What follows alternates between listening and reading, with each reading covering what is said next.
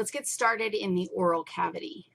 Before we can talk about the structures that we're going to find in the oral cavity, it's helpful to have a sense of where exactly is this oral cavity you speak of. So the oral cavity is inferior to both the hard palate, which is bone, and you can feel that at the roof of your mouth. You can feel a hard, bony structure. That's part of your skull. Your teeth are embedded in your hard palate. And there's also, if you go far enough back, there's a soft palate that's tissuey. You can kind of feel it.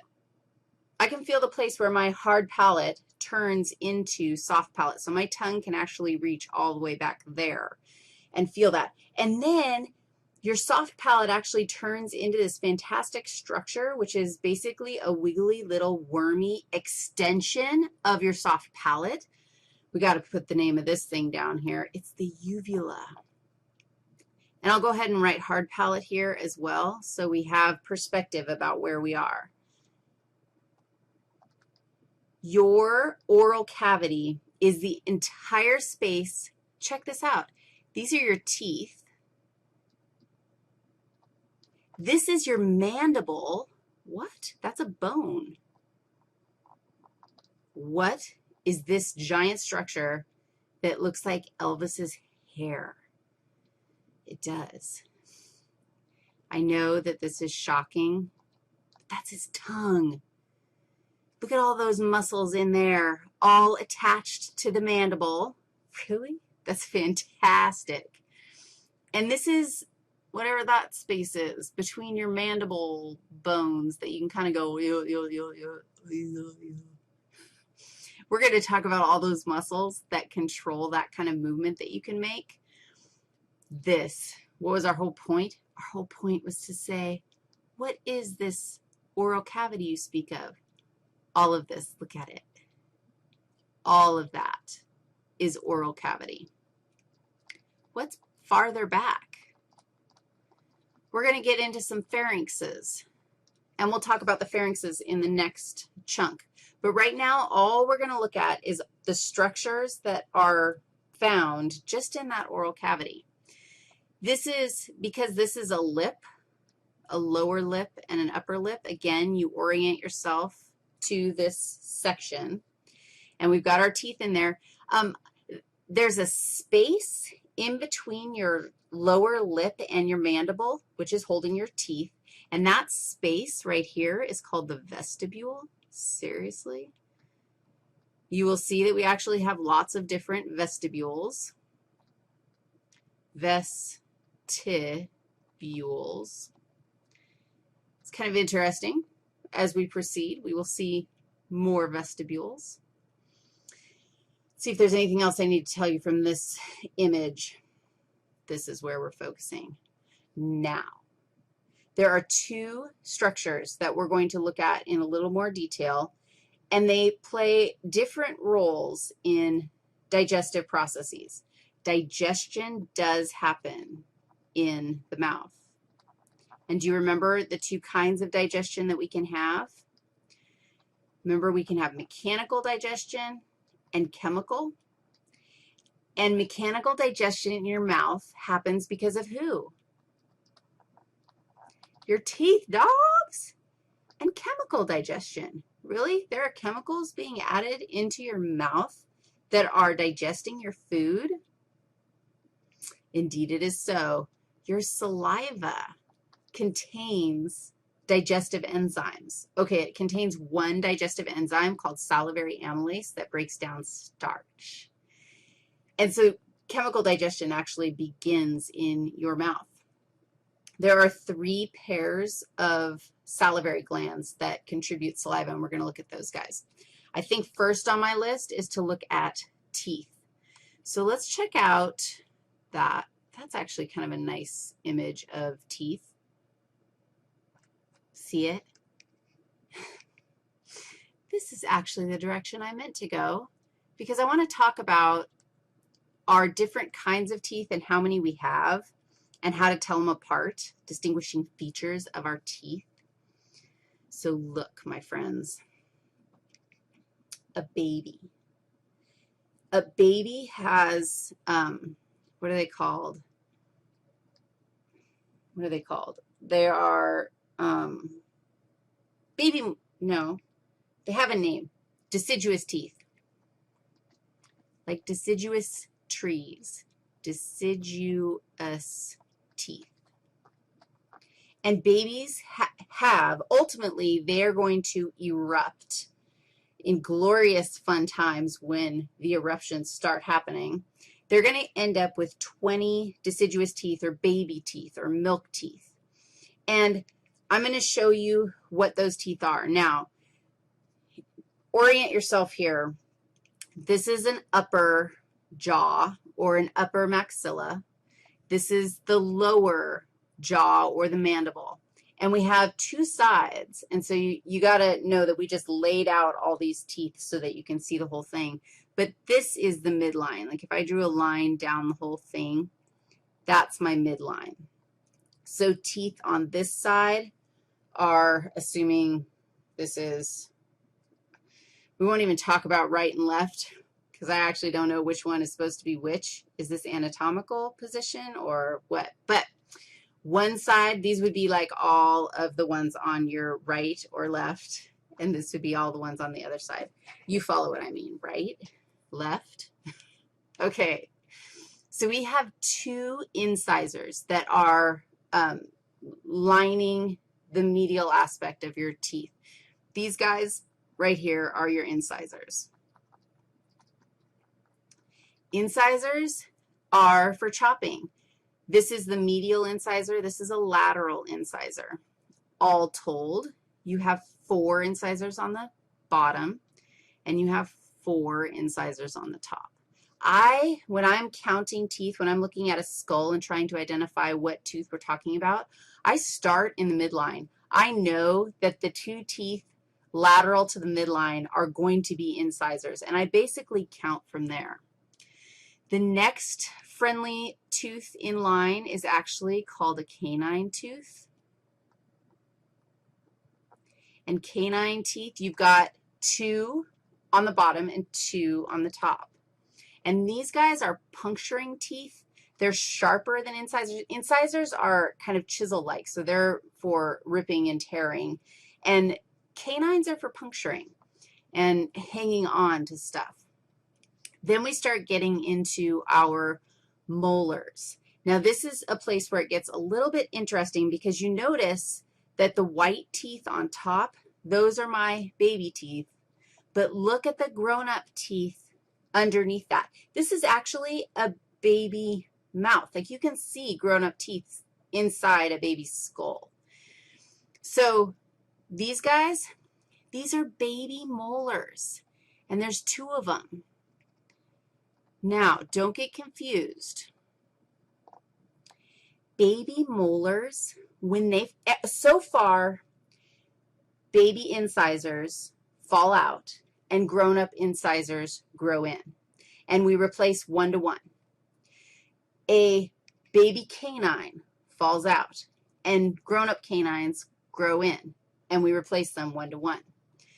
Baby molars fall out. They're not replaced by grown-up molars.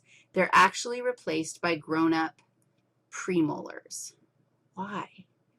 I do not know why they're called premolars, but they are premolars. And then the grown-ups grow molars that never existed in the baby mouth. So all of these white teeth that we just named, including the 2 baby molars, that's 20 baby teeth all told. When the baby molars fall out, premolars grow in, which means, you know what, in your grown-up mouth, you probably should have some molars. You know you have them, don't you? And you do. You have actually 3 molars. Most of us have our 3rd molar pulled.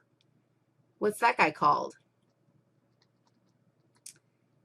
That's your wisdom tooth, dogs.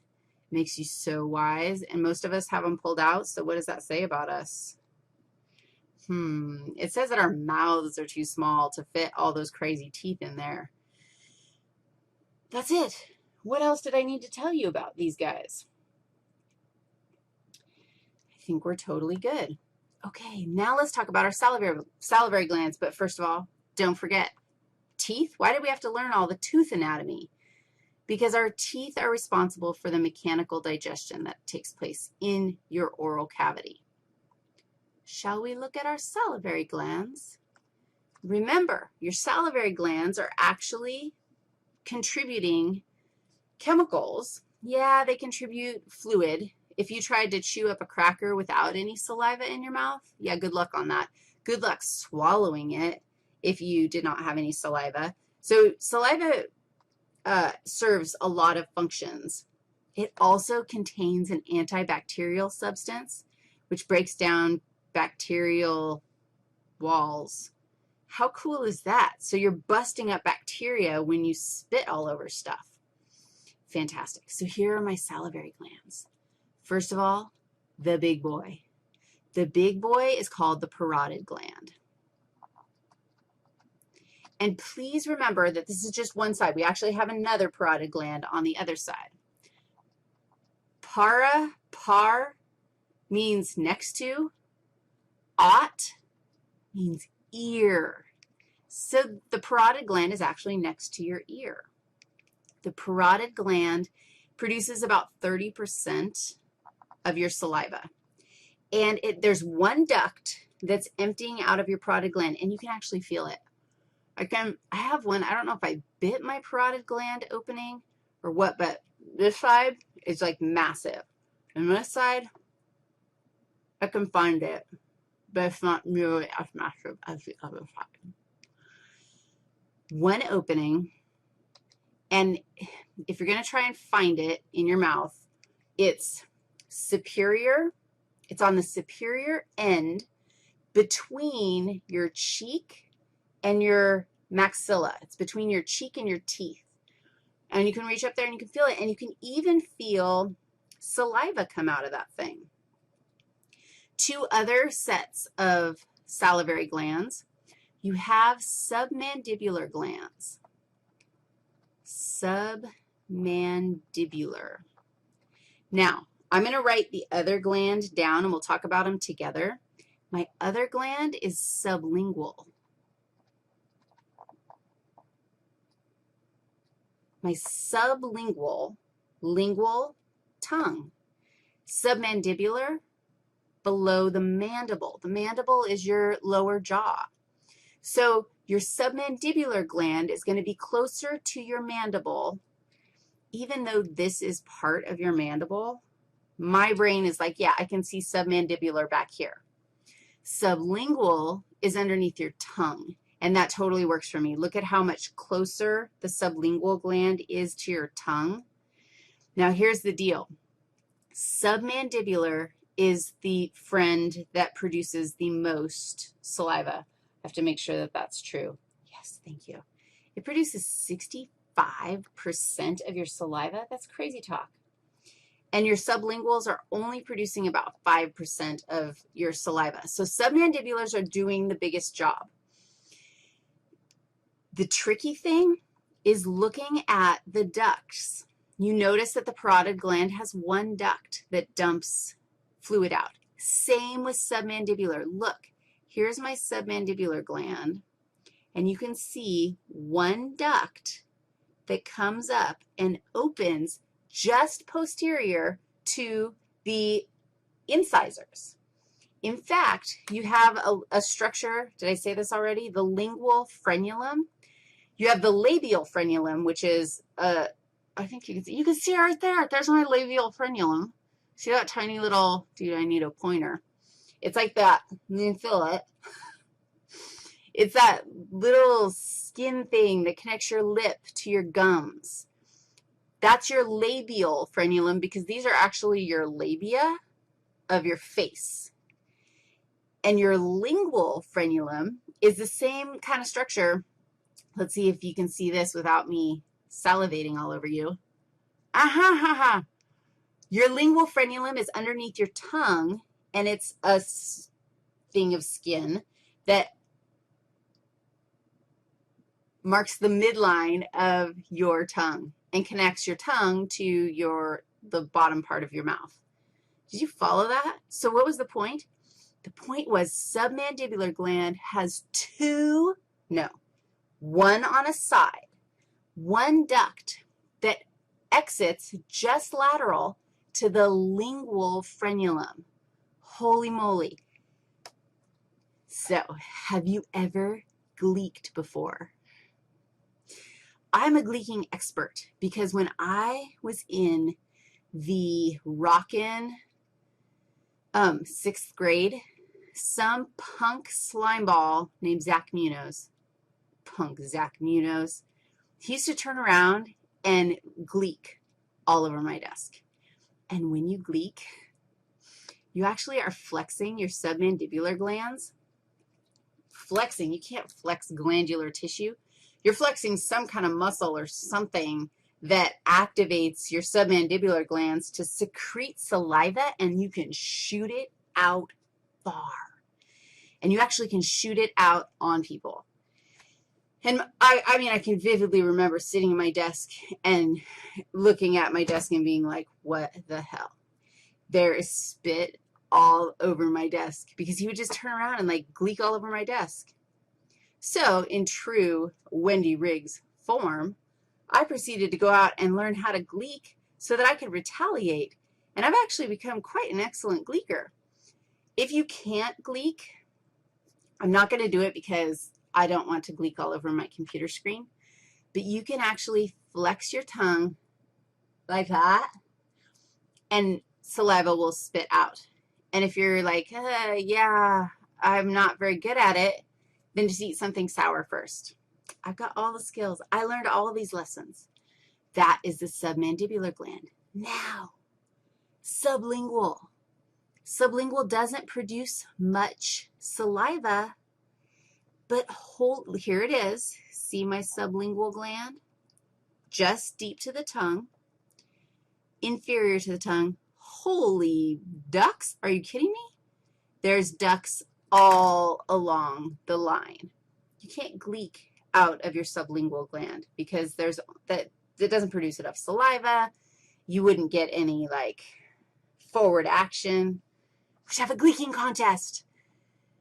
Somebody don't remind me that I said that because that's a little bit crazy.